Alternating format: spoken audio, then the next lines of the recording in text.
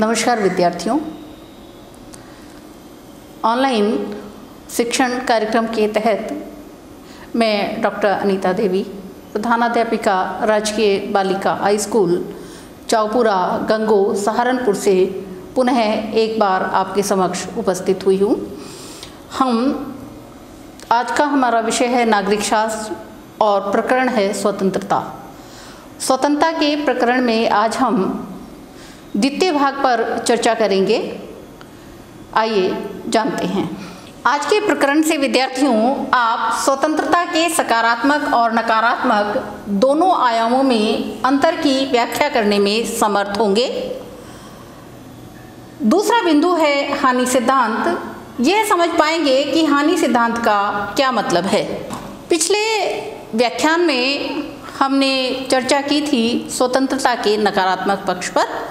आज के व्याख्यान में, क्योंकि ये हमारा दूसरा व्याख्यान है, हमारी चर्चा स्वतंत्रता के सकारात्मक पहलू से प्रारंभ होती है। स्वतंत्रता का एक सकारात्मक पहलू भी है। स्वतंत्र होने के लिए समाज को उन बातों को विस्तार देना चाहिए जिसमें व्यक्ति, समूह, समुदाय या राष्ट्र अपने भाग्य, दिशा और स्वरूप का निर्धारण करने में समर्थ हो सके। इस अर्थ में स्वतंत्रता व्यक्ति की रचनाशीलता, संवेदनशीलता और क्षमताओं के भरपूर विकास को बढ़ावा देती है कि व्यक्ति के स्वयं पर, उसके कार्यों पर किसी प्रकार का कोई प्रतिबंध हो ना। इस रूप में हमें कुछ ऐसे प्रतिबंधों को स्वीकार करना पड़ेगा जिससे जीवन सुचारू रूप से चल सके। इन्हें ही स्वतंत्रता का सकारात्मक पक्ष कहते हैं। यानी जब कुछ न करने की, कुछ न होने की ध्वनि प्रतिध्वनित होती है तो उसे नकारात्मक पक्ष कहते हैं। और कुछ है, कुछ हो सकता है, जब ऐसे शब्दों का प्रयोग किया जाता है तो उसे सकारात्मक पक्ष कहते हैं। हमने ये समझा कि कोई प्रतिबंध न हो ऐसा कोई सभ्य समाज नहीं हो सकता है। इसीलिए कुछ निश्चित प्रतिबंध व्यक्ति पर होने चाहिए या समाज पर होने चाहिए ताकि व्यवस्था सुचारू रूप से चल सके। इसका लाभ ये होता है कि ये विकास खेल के क्षेत्र में, विज्ञान, कला, संगीत या अन्वेषण किसी भी क्षेत्र में हो सकता है। क्या विकास? व्यक्ति की रचनाशीलता का, संवेदनशीलता का और क्षमताओं का। इस प्रकार के यानी व्यक्ति की रचनाशीलता, संवेदनशीलता और क्षमताओं का भरपूर विकास हो सके, चाहे वह खेल का क्षेत्र हो, विज्ञान का हो, कला का हो, संगीत का या अन्वेषण का, कोई भी क्षेत्र हो सकता है। व्यक्ति को स्वतंत्रता इन सभी क्षेत्रों के लिए प्राप्त होनी चाहिए।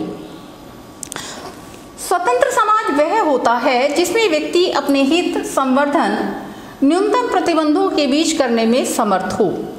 स्वतंत्रता के कारण ही व्यक्ति अपने विवेक और निर्णय शक्ति का प्रयोग कर पाता है।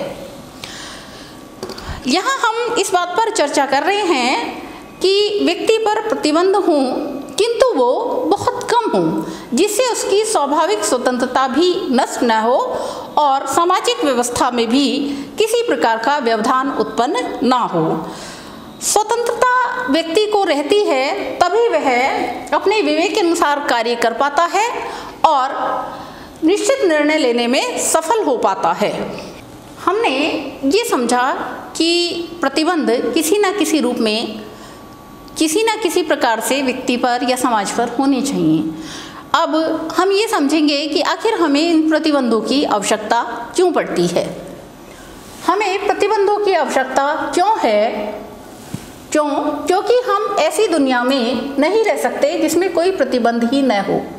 हमें कुछ प्रतिबंधों की तो ज़रूरत है, अन्यथा समाज अव्यवस्था के गर्त में पहुंच जाएगा। देखिए, बात ये हो रही है कि व्यक्ति पर प्रतिबंध होने चाहिए। अब तक के अध्ययन में हमने इस बात को स्वीकार किया। अब प्रतिबंध क्यों होने चाहिए? क्योंकि अगर किसी प्रकार का भी कोई प्रतिबंध न हो तो व्यक्ति के लिए और समाज के लिए दोनों ही स्तरों पर व्यवस्था को व्यवस्थित करना मुश्किल हो जाता है, कठिन होता है। उदाहरण के लिए मैं आपको समझाने के लिए बताना चाहूँगी कि मान लीजिए एक नियम है सड़क पर चलने का। सड़क पर चलने का एक नियम है कि सभी बाईं तरफ चलें। अब ये नियम क्यों बनाया गया, इसकी क्या ज़रूरत थी? इसकी ज़रूरत यह थी कि अगर हम सड़क पर ऐसे चलेंगे कि कभी हम दाएं मुड़ जाएं, कभी हम बाएं मुड़ जाएं, या हमारी जब इच्छा हो हम किसी भी दिशा में चल पड़ें, तो उससे दुर्घटनाओं का डर बना रहेगा। इसीलिए एक नियम बनाया गया कि आप अपने बाएं चलें, चाहे आप आ रहे हों, चाहे विपरीत दिशा में जा रहे हों। अगर इस नियम का सब पालन करेंगे तो उससे दुर्घटनाओं में कमी होगी और दुर्घटनाओं को टालना संभव हो पाएगा। हालांकि ये चलने की स्वतंत्रता पर प्रतिबंध है, लेकिन ये एक सकारात्मक प्रतिबंध है। हमारी स्वतंत्रता पर इससे बाधा उत्पन्न नहीं होती है, बल्कि हम अपने चलने की स्वतंत्रता का आनंद अच्छे प्रकार से ले सकते हैं। समाज में असहमति होने के अनेक कारण हो सकते हैं और कुछ तो खुले संघर्ष के रूप में भी व्यक्त हो सकते हैं। इसलिए हर समाज को हिंसा पर नियंत्रण और विवाद के निपटारे के लिए कोई न कोई तरीका अपनाना जरूरी होता है। जब तक हम एक दूसरे के विचारों का सम्मान न करें और दूसरे पर अपने विचार थोपने का प्रयास न करें, तब तक हम आज़ादी के साथ और न्यूनतम प्रतिबंधों के साथ रहने में सक्षम होंगे। मतलब ये है कि हम कब स्वतंत्र हो सकते हैं? जब हम दूसरे की स्वतंत्रता का सम्मान करें, जब हम उन सभी प्रतिबंधों को प्रतिबंध न मानकर जीवन के अवसर माने और सुविधाएं माने जिसके कारण से समाज में व्यवस्था स्थापित होती है। हम न तो ऐसा कोई कार्य करें जिससे हिंसा को, जिससे विवाद को बढ़ावा मिलता हो। हम दूसरे के विचारों का भी सम्मान करें और अपने विचारों को किसी पर थोपने का प्रयास भी न करें, तभी स्वतंत्रता संभव हो सकती है। यदि हम किसी को नियंत्रित करके अनावश्यक रूप से दबाव डालकर किसी पर अपने विचारों को थोपने का प्रयास करते हैं, तो इसका अर्थ ये हुआ कि हम उसकी स्वतंत्रता को सीमित कर रहे हैं या हम उसकी स्वतंत्रता को मान्यता नहीं दे रहे हैं। यह दृष्टिकोण गलत होता है और हमें अपने आप को स्वतंत्रता पूर्वक जीने के साथ साथ ही इस बात को भी समझना होगा कि दूसरे को भी अपनी स्वतंत्रता के उपभोग का समान अवसर प्राप्त होना चाहिए। अब हमने ये तो मान लिया है कि स्वतंत्रता पर कुछ प्रतिबंध होने चाहिए। हमें दूसरे की स्वतंत्रता को ध्यान में रखते हुए कुछ प्रतिबंधों को अपने लिए स्वीकार करना चाहिए। लेकिन अब हम ये समझने का प्रयास करेंगे कि आखिर ये प्रतिबंध कैसे लगाए जाते हैं, कौन इन प्रतिबंधों को लगा सकता है और इन प्रतिबंधों को कौन लगा सकता है। इसे ही प्रतिबंध का स्रोत कहा जाता है। हमारा अगला बिंदु है प्रतिबंधों के स्रोत। व्यक्ति की स्वतंत्रता पर प्रतिबंध कैसे लग सकते हैं? इसका उत्तर है व्यक्ति की स्वतंत्रता पर प्रतिबंध प्रभुत्व और बाहरी नियंत्रण से लग सकते हैं। ये प्रतिबंध बलपूर्वक या सरकार द्वारा ऐसे कानून की मदद से लगाए जा सकते हैं जो शासकों की ताकत का प्रतिनिधित्व करें। प्रतिबंध हमेशा शक्तिशाली निर्बल पर लगाता है, ऐसा विचार किया गया है। लेकिन जब हम बात राष्ट्र की कर रहे हैं, किसी देश की कर रहे हैं, तो हमें ये ध्यान रखना चाहिए कि वहाँ पर सत्ता के संचालन की जिम्मेदारी सरकारों पर होती है। व्यक्ति पर प्रतिबंध हमेशा बाहरी सत्ता से लगाए जाते हैं, यानी व्यक्ति पर जो प्रतिबंध लगते हैं वह सरकार कानून के माध्यम से लगा सकती है या बलपूर्वक भी लगा सकती है। आमतौर पर तानाशाह शासक या निरंकुश सरकारें बलपूर्वक प्रतिबंध लगाते हैं, यानी उन्होंने जिस नियम को ठीक मान लिया वही उनके लिए कानून हो जाता है। निरंकुश शासकों का विचार ही कानून के रूप में कार्य करता है और वो जैसे चाहें वैसे प्रतिबंध लगा सकते हैं। लेकिन लोकतांत्रिक देशों में, यानी जहां सरकारें जनता द्वारा चुनी जाती हैं, वहां पर प्रतिबंध कानून के माध्यम से ही संभव हो पाता है। यदि सरकार लोकतांत्रिक हो और राज्य का अपने नागरिकों पर कुछ नियंत्रण हो सकता है। इसीलिए लोकतांत्रिक सरकार लोगों की स्वतंत्रता की रक्षा के लिए एक जरूरी माध्यम मानी गई है। लोकतांत्रिक देशों में क्योंकि किसी न किसी प्रकार से प्रत्यक्ष या अप्रत्यक्ष तरीके से जनप्रतिनिधि चुने जाते हैं, शासन करने वाले लोगों का चुनाव होता है, वो जनता से सीधे संपर्क में जुड़े रहते हैं। इससे हमेशा कानून बनाते समय सरकार इस बात का ध्यान रखती है कि उससे जनता का अहित तो नहीं होगा। लेकिन स्वतंत्रता पर प्रतिबंध सामाजिक असमानता के कारण भी हो सकते हैं।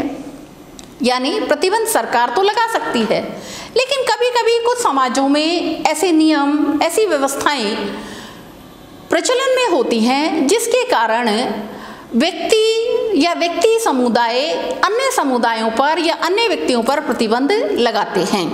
भारत के संदर्भ में हम बात कर रहे हैं तो भारत में एक व्यवस्था, जाति व्यवस्था, ऐसा ही एक प्रतिबंधित क्षेत्र है जहां कुछ लोग अन्य जाति के लोगों को सार्वजनिक स्थानों के प्रयोग के लिए मना करते हैं, उनके साथ भेदभावपूर्ण व्यवहार करते हैं। हालांकि संविधान में इसकी कोई अनुमति नहीं है। मैंने आपको बताया कि प्रतिबंध होते हैं। प्रतिबंध प्रभुत्व शक्ति या सरकारों द्वारा लगाए जा सकते हैं। अब इन प्रतिबंधों का व्यवहारिक जीवन में क्या प्रयोग है, इससे समाज को क्या लाभ होते हैं, इस पर विचार करते हैं। आदर्श रूप में एक मुक्त समाज में हमें अपने विचारों को बनाए रखने, जीने के तरीके विकसित करने और अपनी इच्छाओं का पालन करने में समर्थ होना चाहिए। वाक्य को फिर से देखेंगे। आदर्श रूप में एक मुक्त समाज में हमें अपने विचारों को बनाए रखने, जीने के तरीके विकसित करने और अपनी इच्छाओं का पालन करने में समर्थ होना चाहिए।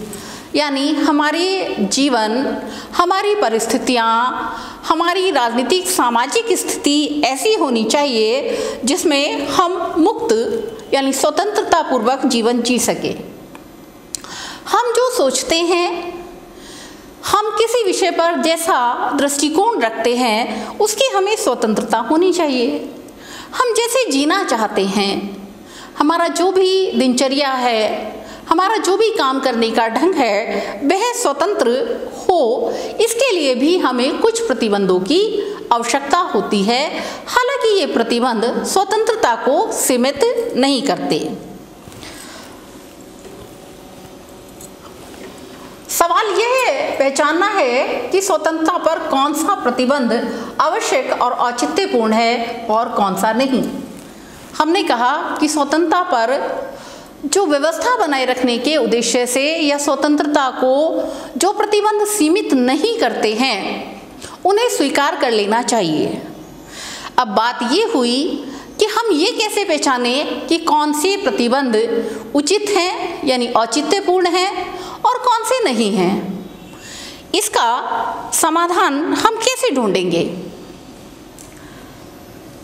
अब एक सवाल और है, क्या हमारे जीवन में कुछ ऐसे क्षेत्र और कार्य हैं जिन्हें बाहरी प्रतिबंधों से मुक्त छोड़ दिया जाना चाहिए?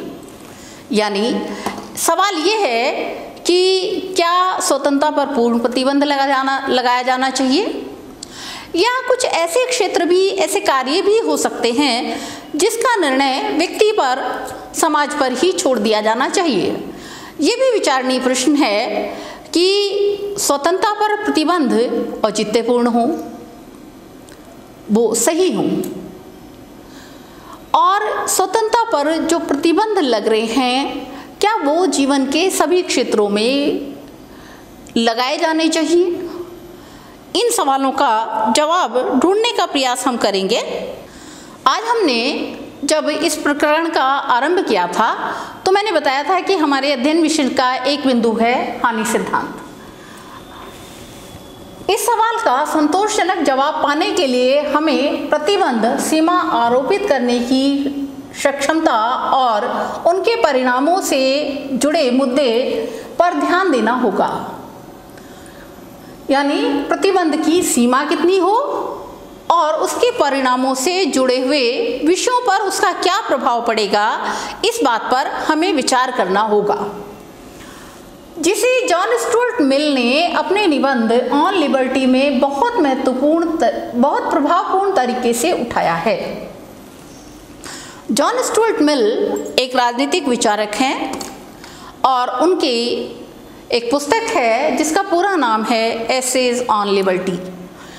उस पुस्तक में जॉन स्टुअर्ट मिल ने स्वतंत्रता के विषय पर विस्तार से अपने विचार व्यक्त किए हैं और स्वतंत्रता के समर्थकों में जॉन स्टुअर्ट मिल सबसे महत्वपूर्ण नाम है। राजनीतिक सिद्धांत के विमर्श में इसे हानि सिद्धांत कहा जाता है।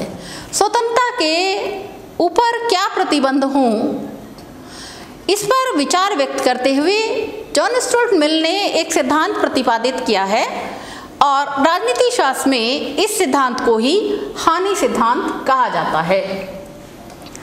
सिद्धांत यह है कि किसी के कार्य करने की स्वतंत्रता में व्यक्तिगत या सामूहिक रूप से हस्तक्षेप करने का इकलौता लक्ष्य आत्मरक्षा है। यानी किसी व्यक्ति की स्वतंत्रता में, चाहे वह व्यक्तिगत रूप से है या सामूहिक रूप से है, जब हस्तक्षेप किया जाता है तो उसका लक्ष्य केवल आत्मरक्षा ही होना चाहिए। अन्य किसी कारण से व्यक्ति की स्वतंत्रता में किसी प्रकार का हस्तक्षेप नहीं किया जाना चाहिए। ये हानि सिद्धांत का सार बिंदु है। सभ्य समाज के किसी सदस्य की इच्छा के खिलाफ शक्ति के औचित्यपूर्ण प्रयोग का एकमात्र उद्देश्य किसी अन्य को हानि से बचाना हो सकता है। आप इस पंक्ति को फिर से देखें। सभ्य समाज में, यानी जिसे हम मनुष्य समाज कह रहे हैं, एक ऐसा समाज जहाँ व्यवस्थाएं व्यवस्थित हैं, निश्चित नियमों के आधार पर संचालित होती हैं, जहाँ व्यक्ति एक दूसरे की स्वतंत्रता का, एक दूसरे के आदर्शों का सम्मान करते हैं, ऐसे समाज की बात हो रही है। किसी सभ्य समाज में व्यक्ति की इच्छा के खिलाफ, यानी व्यक्ति की जब इच्छा न हो, इच्छा के विरुद्ध शक्ति के औचित्यपूर्ण प्रयोग का एकमात्र उद्देश्य, यानी ऐसी शक्ति जो शासन के माध्यम से या किसी प्रभुत्व संपन्न सत्ता के माध्यम से प्रयोग की जा रही है, उसका एकमात्र उद्देश्य होना चाहिए किसी व्यक्ति को अन्य व्यक्ति की हानि से बचाना। यदि हमें ऐसा लगता है कि कोई व्यक्ति किसी दूसरे व्यक्ति को नुकसान पहुंचा सकता है, उसके हितों में किसी प्रकार का व्यवधान उत्पन्न कर सकता है, उसकी स्वतंत्रता में किसी प्रकार की कमी होती है, उसके जीवन को किसी प्रकार का संकट उत्पन्न होता है, तब उस पर प्रतिबंध लगाया जाना चाहिए।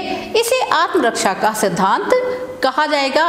यानी व्यक्ति की रक्षा के लिए की जाने वाली स्वतंत्रता में कमी, हानि से बचाने के लिए क्योंकि इसका प्रयोग कर रहे हैं, इसीलिए इसे हानि सिद्धांत का नाम भी दिया गया है। यहाँ मिल ने एक महत्वपूर्ण विभेद को सामने रखा है, यानी हानि सिद्धांत के माध्यम से मिल ने एक अंतर किया है। मिल ने स्वसंबद्ध और परसंबद्ध कार्यों में अंतर बताया है। दो शब्द हैं, स्वसंबद्ध। स्व मतलब खुद, संबद्ध मतलब जुड़े हुए, स्वयं से या खुद से जुड़े हुए कार्य। पर मतलब होता है दूसरा, संबद्ध मतलब अभी बताया मैंने, जुड़ा हुआ, यानी दूसरे से जुड़े हुए कार्य। यानी जब हम स्वतंत्रता पर प्रतिबंध लगा रहे हैं तब हमें कार्यों का विभाजन कर लेना चाहिए।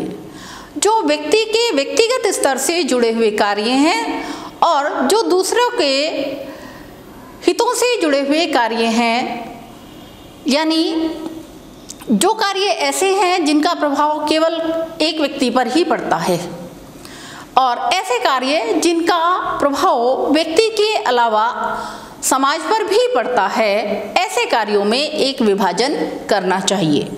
स्वसंबद्ध वे कार्य हैं जिनके प्रभाव केवल इन कार्यों को करने वाले व्यक्ति पर पड़ते हैं, जबकि परसंबद्ध कार्य वे हैं जो कर्ता के अलावा बाकी लोगों पर भी प्रभाव डालते हैं। मिल का तर्क है कि स्वसंबद्ध कार्य और निर्णयों के मामले में राज्य का या किसी बाहरी सत्ता का कोई हस्तक्षेप करने की जरूरत नहीं है। अब मैंने बताया कि कार्य दो श्रेणियों में बांटे जाएं, जिनका प्रभाव केवल व्यक्ति पर ही पड़ता है, और वो कार्य स्वसंबद्ध कहलाएंगे, जिनका प्रभाव व्यक्ति के अलावा समाज पर भी पड़ता है, परसंबद्ध कहलाएंगे। मिल कहता है कि जिनका प्रभाव केवल व्यक्ति पर ही पड़ता है, उसमें स्वतंत्रता को सीमित नहीं करना चाहिए। उस कार्य में बाहरी सत्ता का कोई हस्तक्षेप नहीं होना चाहिए जो कार्य व्यक्ति के व्यक्तिगत जीवन से संबंधित है या स्वसंबंधित है। इसके विपरीत ऐसे कार्य जो दूसरों पर असर डालते हैं या जिन कार्यों से बाकी लोगों को कुछ हानि हो सकती है, परसंबद्ध कार्य हैं। दूसरे शब्दों में परसंबद्ध कार्य वे हैं जिनके बारे में कहा जा सके कि अगर तुम्हारी गतिविधियों से मुझे कुछ नुकसान होता है तो किसी न किसी बाहरी सत्ता को चाहिए कि मुझे इन नुकसानों से बचाए। यानी मिल कहता है कि स्वतंत्रता पर प्रतिबंध लगाते समय ये बात ध्यान रखनी होगी कि अगर किसी के कार्य से किसी दूसरे पर कोई नकारात्मक प्रभाव पड़ता है, कोई बुरा प्रभाव पड़ता है, उसके कार्यों में किसी प्रकार का व्यवधान उत्पन्न होता है, व्यक्ति के जीवन को किसी प्रकार का संकट उत्पन्न होता है, किसी प्रकार की हानि होती है, तो ऐसे कार्यों पर प्रतिबंध लगाया जा सकता है।